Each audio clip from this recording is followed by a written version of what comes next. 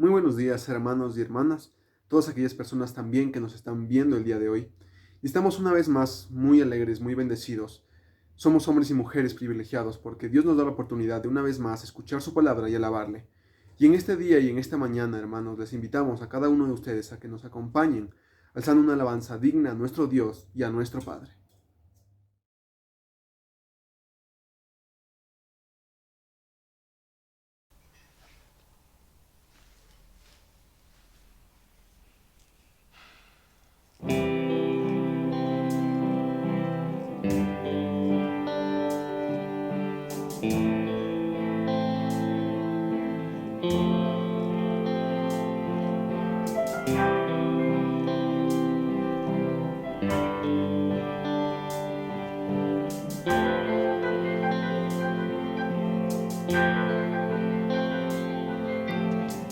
Acéptame como ofrenda de amor, como un sacrificio agradable en tu honor.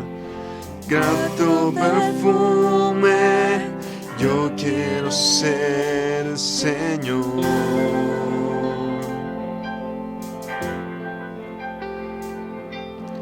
Acéptame como ofrenda de amor, como un sacrificio agradable en tu honor. Grato perfume, yo quiero ser, Señor.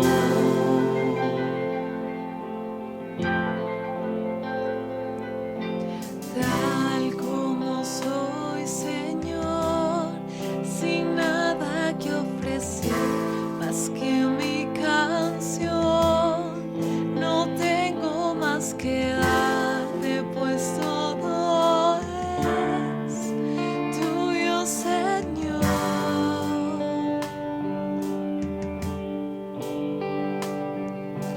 Tal como soy, Señor, sin nada que entregar más que el corazón, me rindo todo a ti, tómame, Señor, tal como soy.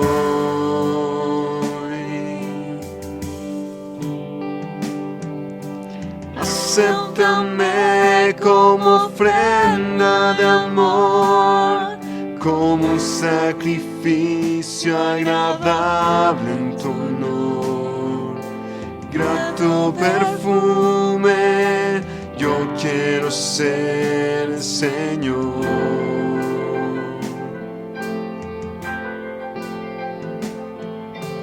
Acéptame como ofrenda de amor, como un sacrificio agradable en tu honor.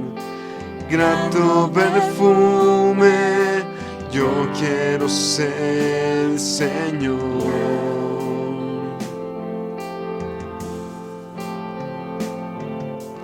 Tal como soy, Señor, sin nada que ofrecer más que mi canción. No tengo más que darte, pues todo es tuyo, Señor.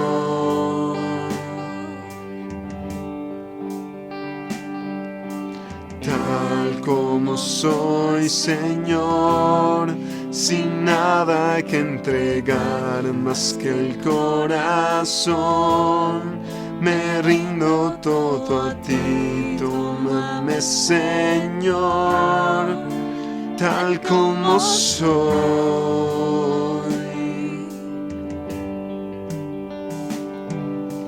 Acéptame como ofrenda de amor, como un sacrificio agradable en tu honor. Grato perfume, yo quiero ser, Señor.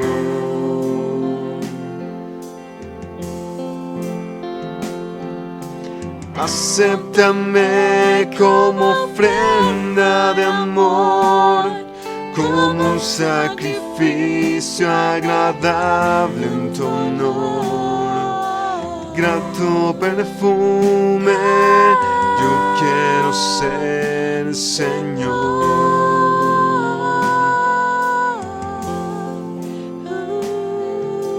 Grato perfume, yo quiero ser, Señor.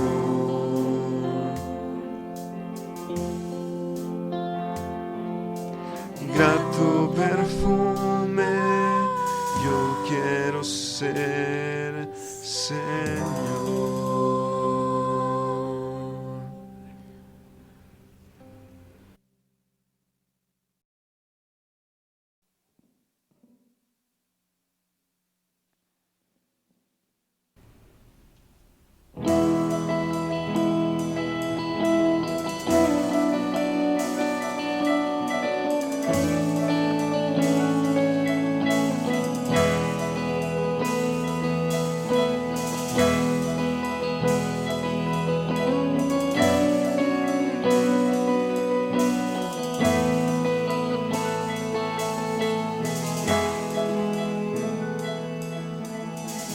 Hoy he venido a postrarme delante de ti, mi Dios. Mi corazón se constriñe al sentir tu gran amor. Hoy he venido a postrarme delante de ti, mi Dios. Mi corazón se constriñe al sentir tu gran amor. Y yo canto aleluya, aleluya al gran Rey. Y yo canto aleluya, aleluya al gran Rey. Hoy he venido a postrarme delante de ti, mi Dios. Mi corazón se constriñe al sentir tu gran amor. Y yo canto aleluya, aleluya al gran Rey. Y yo canto aleluya, aleluya al gran Rey. Aleluya, aleluya,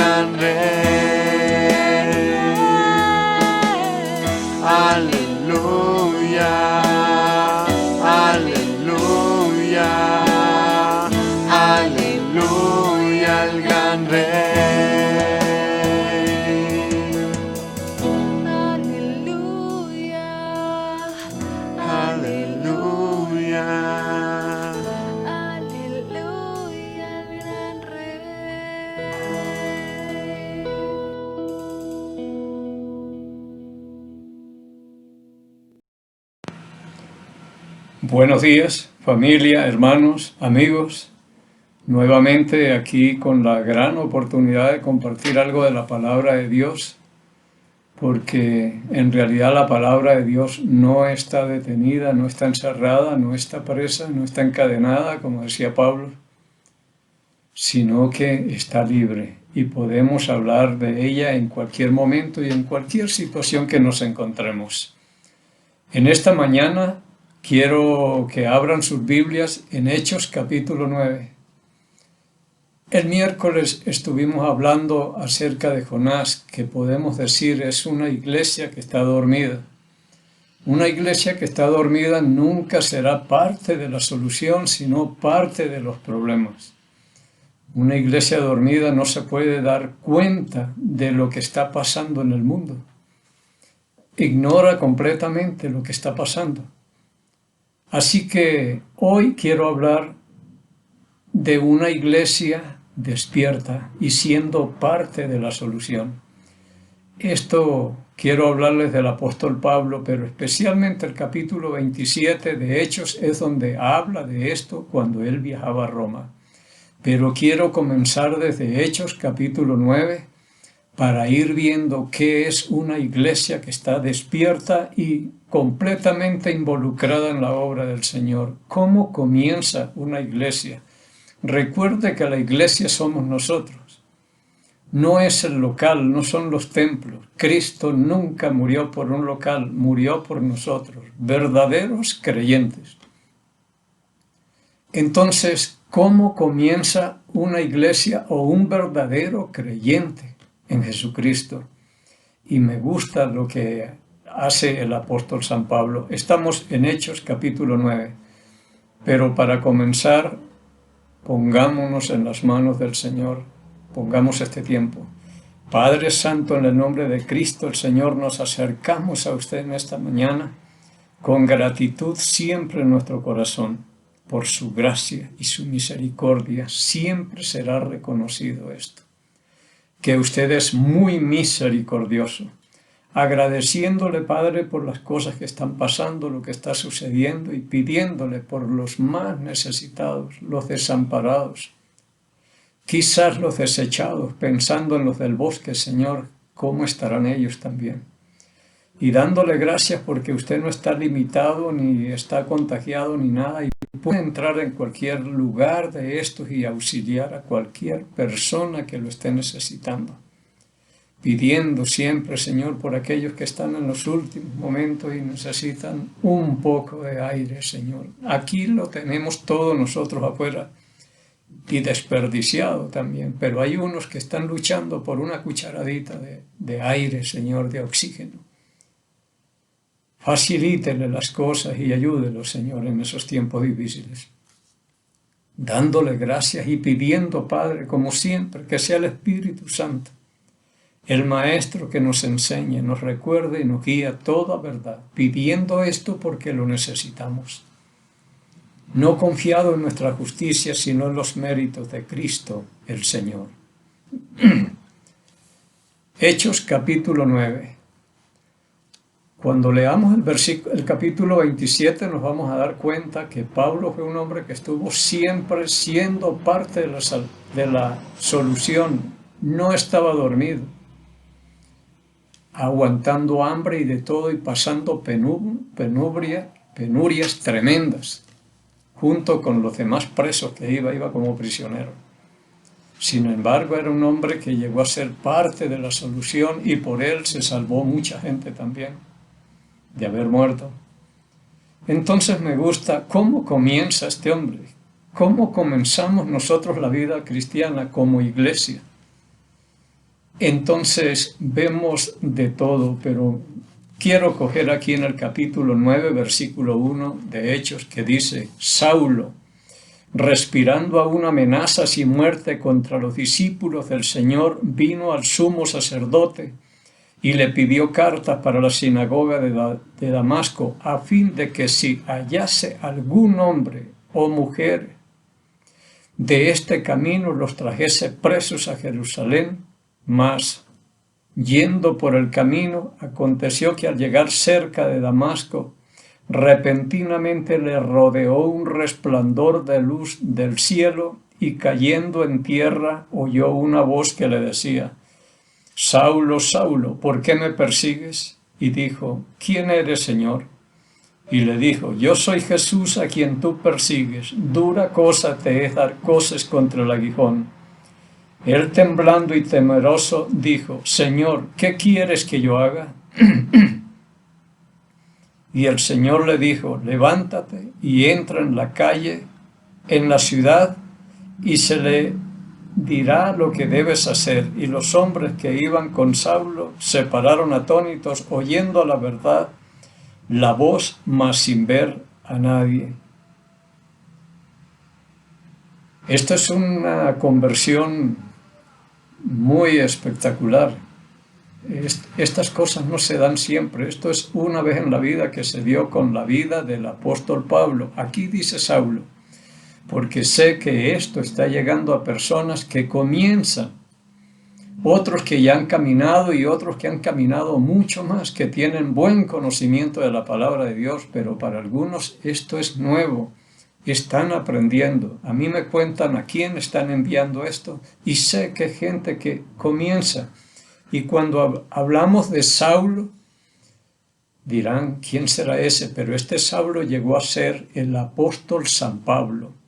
Lo que entiendo yo es que Saulo es el nombre judío y Pablo viene siendo el nombre romano, porque él era un ciudadano romano por parte del papá.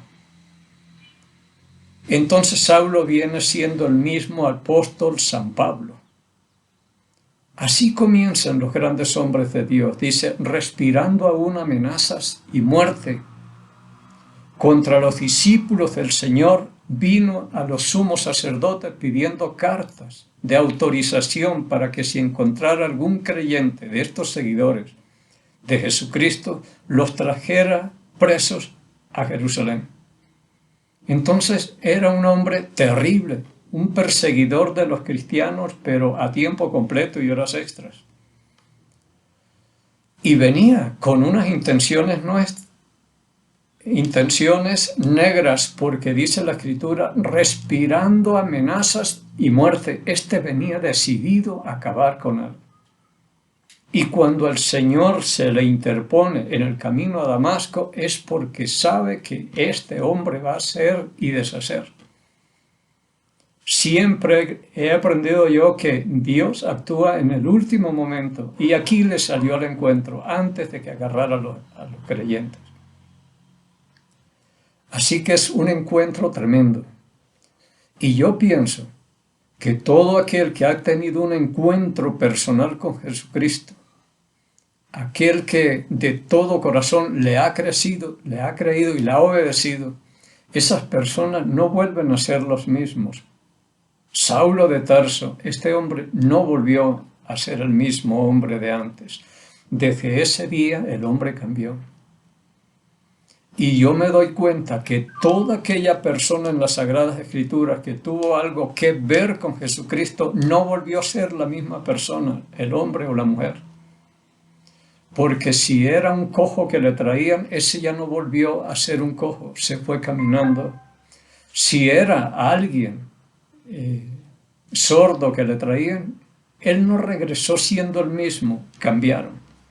Si era ciego, se fue viendo, pero ninguno regresó como llegó. Todo aquel que tuvo algo que ver con Jesucristo no volvió a ser la misma persona. Y yo pienso, esta es una conversión genuina de un hombre que sinceramente estaba equivocado, andaba persiguiendo, pero el Señor cambió esta fuerza, este empuje que tenía este hombre y lo llevó para que le sirviera. Así que este encontronazo con Jesucristo lo dejó ciego por 3 días y tal vez medio mudo, porque no habló con nadie tampoco en esos 3 días, solamente oraba. Así que él le pregunta: Saulo, Saulo, ¿por qué me persigues? Porque donde se persigue a un cristiano verdadero, se está persiguiendo a Jesucristo. Y él pregunta: ¿quién eres, Señor? Y dice: yo soy Jesús al que tú persigues. y estar luchando aquí contra Dios. Así que él cayó cuando vio esto, y esto es algo muy importante lo que pasa aquí. Porque este Cristo glorificado que le sale al encuentro al apóstol San Pablo no es el mismo Cordero de Dios que habla en Juan 1:29, cuando dijo Juan, al otro día vio Juan a Jesús que venía a él y dijo, este es el Cordero de Dios que quita el pecado del mundo. Hoy estamos hablando del león de la tribu de Judá, como dice en Apocalipsis capítulo 5, versículo 5. Es otra cosa.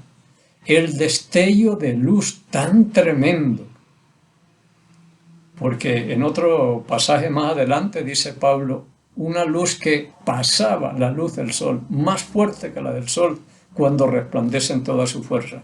Ese es el Dios que tenemos ahora, y la imagen del Cordero de Dios tenemos que irnosla quitando. Aquí dijo, ¿qué quieres que yo haga? Entonces dijo, bueno, él temblando y temeroso, ¿qué quieres que yo haga? Y este fue uno de los hombres que se atrevió a decirle, ¿qué quieres que yo haga? O aquí estoy dispuesto a hacer tu voluntad. Así que entonces Saulo se levantó de tierra y abriendo sus ojos no veía a nadie. Así que llevándole por la mano lo metieron a Damasco, dice el versículo 8. No veía. Yo quisiera que aquí hubiera dicho Pablo, Señor, yo te recibo como mi Salvador personal o te acepto como mi Salvador personal, alguna cosa. Estamos hablando de cosas extraordinarias y esta es parte de lo que yo entiendo, la grandeza y la majestad de Dios para que un gusano, como dice Job en el capítulo 25, acepte o reciba. Aquí no tuvieron chance de nada. Así que lo llevaron a Damasco, donde estuvo 3 días sin ver y no comió ni bebió, hasta el hambre se le fue. Entró en ayuno. Este hombre yo creo que estuvo pensando con qué tráiler me choqué yo por allá llegando a Damasco. Este es el Dios todopoderoso, el Dios nuestro. El versículo 10 dice, había entonces en Damasco un discípulo llamado Ananías, a quien el Señor dijo en visión, Ananías, y él respondió, heme aquí. Y el Señor le dijo, levántate y ve a la calle que se llama Derecha, y busca en casa de Judas a uno llamado Saulo de Tarso, porque he aquí, él ora. Saulo estaba orando y el Señor escuchó esa oración de este hombre. Este hombre ya no era el mismo Saulo de Tarso. Este hombre quedó completamente transformado. No sabemos la oración que él estaba haciendo acá, pero dice, él ora. 3 días que no comió ni veía, le quedó mucho tiempo para dedicarse a la oración. El versículo 12. Y ha visto en visión a un varón llamado Ananías que entra y le pone las manos encima para que recobre la vista. Entonces Ananías respondió, Señor, he oído de muchos acerca de este hombre, cuántos males ha hecho a tus santos en Jerusalén. Señor, yo he oído todo el daño que este hombre ha hecho a tus santos en Jerusalén. Porque Saulo era uno de los que forzó gente a blasfemar del nombre de Jesucristo y los arrastraba y los ponía presos. Fue un hombre que también aquí en el capítulo 8 vemos que dio el voto para que mataran a Esteban. Era un hombre, era una fiera tremenda. Con razón, Ananías tenía problemas y decía, no sabes todo el daño que ha hecho este hombre a los santos en Jerusalén. Pero esa es la gente que Dios utiliza. Lo agarró yendo, persiguiendo gente ocupada, siempre ha cogido Dios. Y si Dios utiliza a un hombre como Saulo de Tarso, digo, puede utilizar a cualquiera también. El versículo 14 dice, y aún aquí tiene autoridad de los principales sacerdotes para prender a todos los que invoquen su nombre. Era un hombre que sacó cartas de recomendación y de autorización para hacer lo que él quería. Aquí tiene autoridad de los principales sacerdotes para prender a todos los que invocan tu nombre. El 15, el Señor le dijo, ve, anda, Ananías, porque instrumento escogido me es este para llevar mi nombre en presencia de los gentiles y de reyes y de los hijos de Israel, porque yo le mostraré cuánto le es necesario padecer por mi nombre. Este es el único hombre llamado en la Biblia instrumento escogido. Aquello que nosotros desechamos y le tenemos miedo y no queremos acercarnos a él ni nada, esos son los hombres o mujeres que Dios ha escogido. Y con le tiene 3 trabajos especiales para el apóstol Pablo. Dice, llevará el mensaje a los gentiles, a los reyes y a los hijos de Israel. Así que cuando yo estuve en la fábrica, Dios me dio los que estaban ahí, que son los que están a mi alcance y todo. Pero yo no soy el hombre para ir al presidente o a toda esta gente a hablarle. Pero Pablo era el hombre escogido para ir allá, en Roma, delante de Augusto César, y de muchos tendría que dar testimonio de Jesucristo.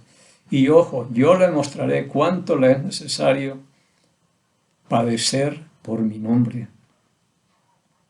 Entonces todo lo que le pasó a Saulo de Tarso, ya el apóstol Pablo, no es coincidencia. El Señor dijo, yo le voy a mostrar. Incluso llegó a Roma encadenado como prisionero y de todo. El Señor dijo, yo le voy a mostrar a él.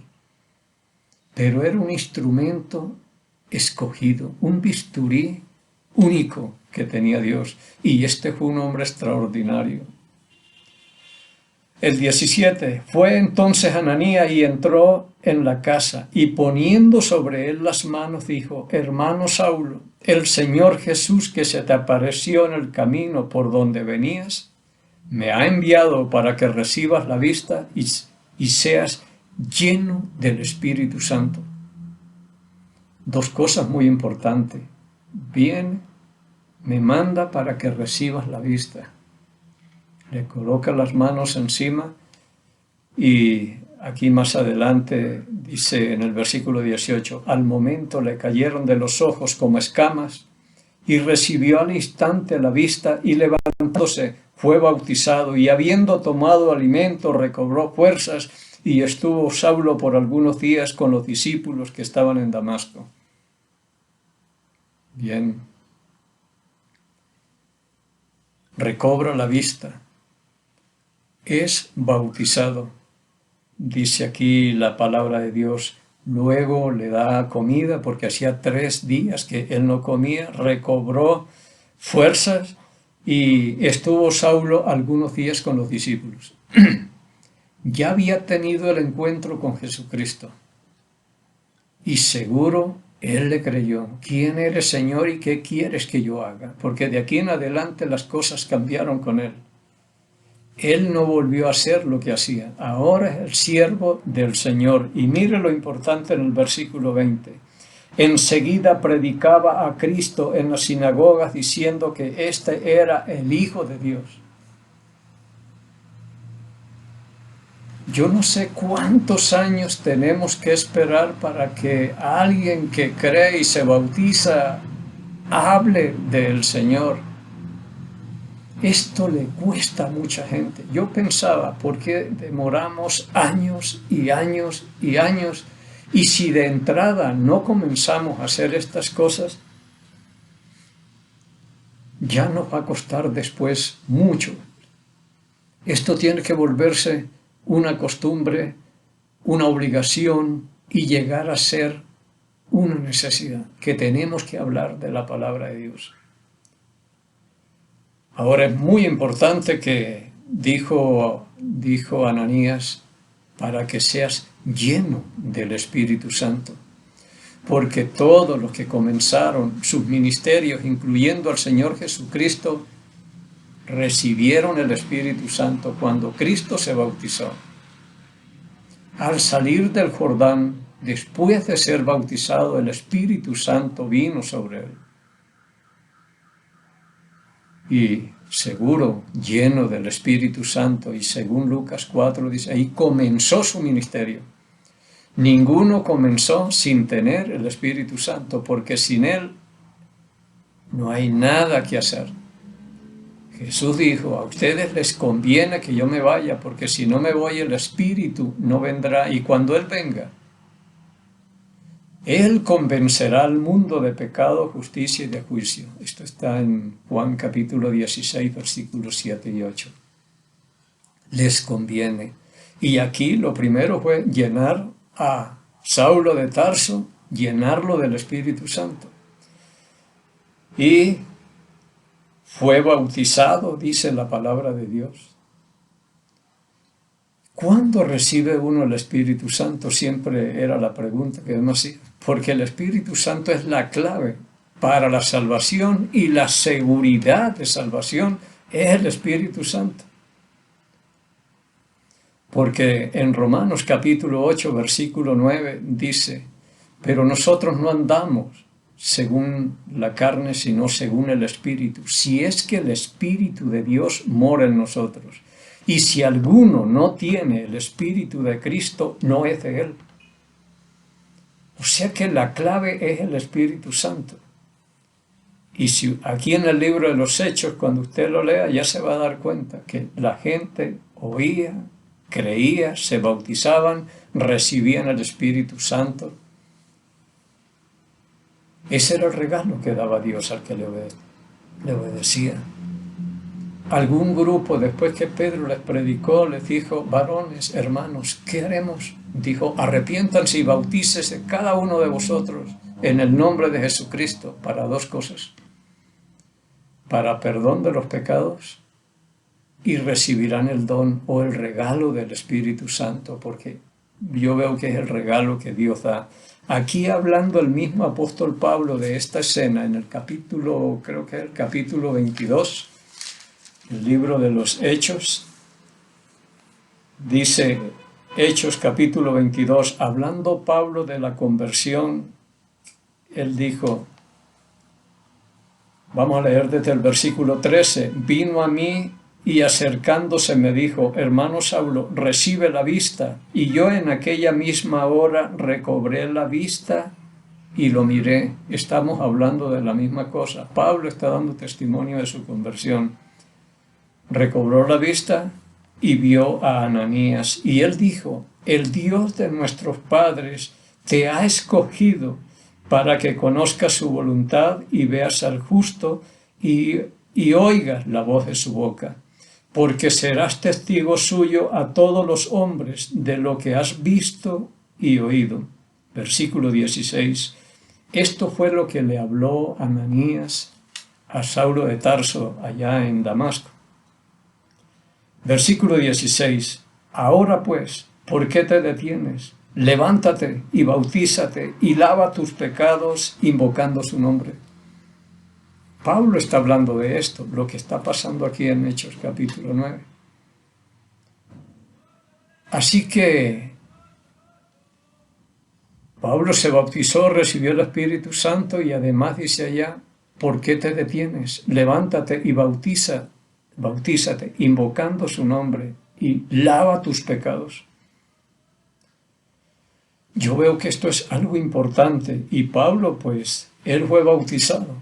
Y si no fuera necesario, él le hubieran dicho, ¿para qué te bautizas? Pero aún ahí lo bautizaron. Y él bautizó. Y esto no se le ha tomado muy en cuenta lo que es el bautismo.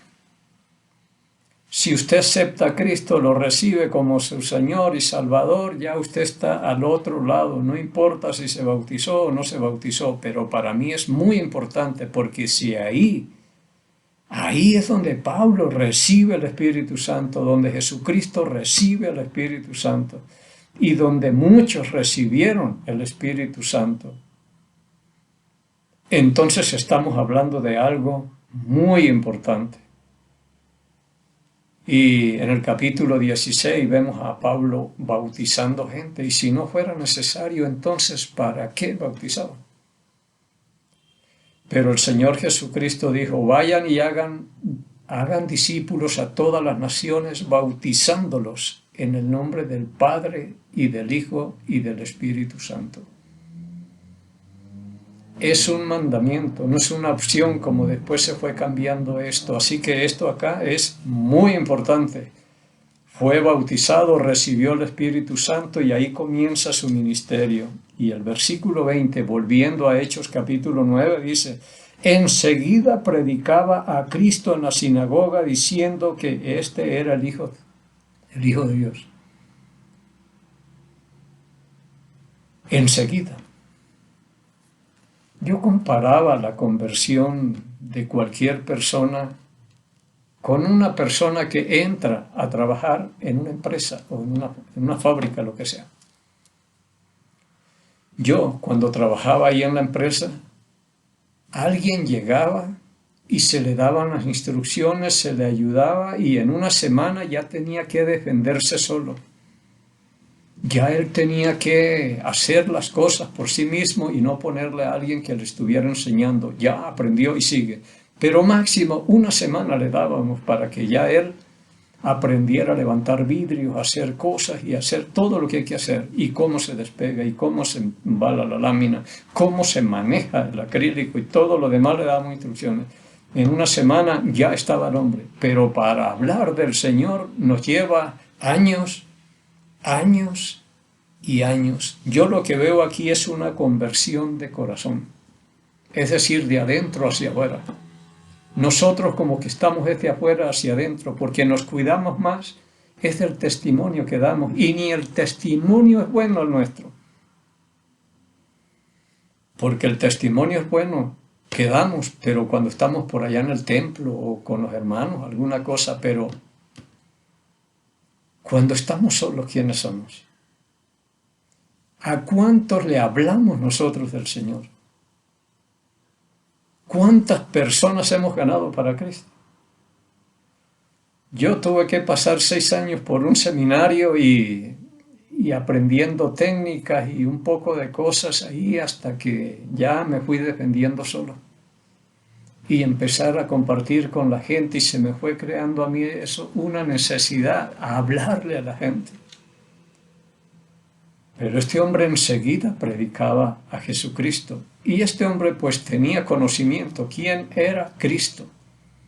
Porque si él perseguía a los cristianos, tuvo que haber investigado muy bien acerca de este grupo. ¿Qué es lo que hacen? ¿Por qué son así? ¿En quién creen? ¿Quién es el que mantiene este grupo? ¿Cuál es el cabecilla de ese grupo? Todo tendría que investigar, porque nadie se va a poner a perseguir a alguien sin saber quién es. Y si pidió cartas de recomendación o de autorización a los principales sacerdotes, ellos con mucho gusto le darían esas cartas, porque lo que querían ellos era quitarse de encima a este grupo. Entonces tuvo que averiguar muy bien para lanzarse así y hasta para estar de acuerdo cuando mataban a esta gente. Así que no era ningún ignorante y ahorita está hablando de Jesucristo y piensa uno que no sabía nada. Él sabía muy bien y sabía, es el Hijo de Dios, y comenzó. Y todos los que oían estaban atónitos y decían: ¿no es este el que asolaba Jerusalén a los que invocaban este nombre? Y a eso vino acá, para llevarlos presos ante los principales sacerdotes. Así que la gente estaba confusa, estaban atónitos a escucharlo. Pero a ver, ¿qué le pasó a este hombre? Vino a llevarse a los que invocaban ese nombre y ahora es él el que invoca ese nombre. ¿Qué le pasó? Pero digo yo, esta es una iglesia despierta, una iglesia verdadera, una iglesia involucrada en la evangelización. Tiene que comenzar de uno a hablar. El Señor nos ha equipado, nos dio la voz. Si fuéramos mudos, Él no nos pidiera que habláramos, pero nos dio todo para que podamos hablar. Y este hombre nos quita a nosotros muchos pretextos. Dice: pero Saulo mucho más se esforzaba y confundía a los judíos que moraban en Damasco, demostrando que Jesús era el Cristo. Y empieza. Y no había pasado por seminarios teológicos acá. Lo que sabemos de Cristo es suficiente para que nosotros lo contemos a los demás. La gente hoy sabe demasiado, conoce demasiado, lo que le falta es llevar eso a la práctica, obedecer. A los niños se les pregunta, ¿qué es lo que Dios dice acerca de los padres? Que le obedezcamos y todo. ¿Le obedecieron? No. Lo que necesitamos es llevar a la práctica. Yo he pensado muchas veces que yo aquí estoy siendo un monólogo, hablándome yo solo. Porque la cosa que sale de aquí no se lleva a la práctica. Yo he visto, estamos hablando, el miércoles hablábamos, cómo paga de mal la desobediencia y vaya a ver si hay cambios. Seguimos lo mismo. No hay cambio, no hay nada. No hay temor de Dios delante de nuestros ojos. Y cuando nos suceden las cosas, a Él le estamos echando la culpa. Así que Pablo se esforzaba y dice, 23, pasados muchos días los judíos resolvieron en consejo matarlo. Este hombre no lo para nadie, este va con todo, este hay que detenerlo de alguna forma. Y a nosotros ni siquiera la gente sabe que somos creyentes. Aquí en el cerramiento tengo unos letreros que ya se están borrando, pero los que ven eso dirán, el de aquí tiene que ser cristiano porque escribió eso. Pero no es porque haya hecho cosas extraordinarias como está haciendo este hombre o hayan procurado matarme. No. Terminemos acá con 24 y 25. Pero sus acechanzas llegaron a conocimiento de Saulo, y ellos guardaban las puertas de día y de noche para matarle. Entonces los discípulos, tomándole de noche, le bajaron por un muro, descolgándole en una canasta. Desde aquí comienza el Señor a mostrarle cuánto le es necesario sufrir o padecer por su nombre. Aquí se escapó porque lo bajaron por un muro en un canasto y logró salir corriendo, pero ya lo andan buscando para matarlo. Así que lo que dice el Señor es cierto, es verdad. Bien, se nos fue el tiempo, pero esto me gusta a mí, que un cristiano genuino que ha tenido un encuentro con Jesucristo, genuino, real, ese no vuelve a ser el mismo, hay cambios en su vida. Ese llega a ser una nueva creación en Cristo. Y vamos a seguir con esto los domingos, viendo la iglesia despierta y los miércoles la iglesia dormida. A ver con quién nos identificamos. Bueno, hermanos, nos despedimos con la bendición de siempre. Jehová habló a Moisés diciendo, habla a Aarón y a sus hijos y diles, así bendeciréis a los hijos de Israel diciéndoles, Jehová te bendiga y te guarde, Jehová haga resplandecer su rostro sobre ti y tenga de ti misericordia. Jehová alce sobre ti su rostro y ponga en ti paz, y pondrán mi nombre sobre los hijos de Israel y yo los bendeciré en el nombre de Jesús.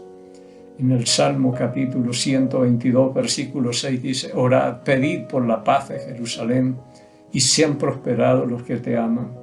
Amamos a Jerusalén y pedimos por la paz de Jerusalén. Bendecimos aquellos países donde alguno de nuestros familiares se encuentre, en mi caso Colombia. Bendecimos al Ecuador, un país donde Dios nos tiene, el mejor país. Bendecidos estamos aquí, porque Dios nos ha dado lo mejor. Y bendecimos al Estado de Israel, en el nombre de Jesús Nazareno, el Rey de los judíos, y el pueblo de Dios dijo, amén.